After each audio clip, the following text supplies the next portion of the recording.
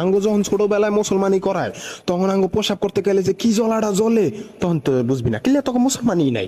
আর আমরা যখন মনে করে যে ক্রিকেট খেলতে যাই, ক্রিকেট খেলাটা আমি পেস বল আইয়া যে আন্ডার আর মাথাটার মধ্যে যখন লাগে বলটা, তখন যে নাক ধরে আধা ঘন্টা মনে কর বয়ে থাকি, তখন যে কি ব্যথা যন্ত্রণা তখন তুই এটা বুঝতি না। বন্ধু বান্ধব গুলোকে আড্ডা দিতাছি, এক বন্ধু হঠাৎ করে থাপড় দিল এক ওই আন্ডারটার মধ্যে, এইটা যে একের কি ব্যথা যন্ত্রণা তুই এটা বুঝতি না।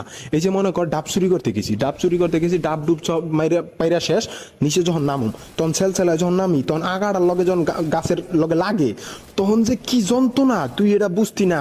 এই যে মনে কর হুন্ডা চালাইতে চালাইতে হঠাৎ করে মনে কর ব্রেক করলাম, আন্ডাটার মধ্যে হলে হলে বাবরা ধীরে ধীরে বাবরা হে হে হে হে হে হে হে, মনের ভিতরে গান লাগা জায়গা, কিন্তু মনে কর নাক ধরে আধা ঘন্টা বয়ে থাকতে হয়।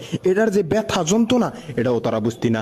তো তগো ব্যথা আমরা বুঝতাম না, আঙ্গ যে আন্ডার ব্যথাটা এটাও তারা বুঝতি না। ঠিক আছে, তখন তোলে রেসপেক্ট করা দরকার। তোমার ব্যথাও আমি রেসপেক্ট করি, আমার ব্যথাও তুমি রেসপেক্ট করো। আর তুলনা দিবা না কখনো বান্ধবী, ঠিক আছে?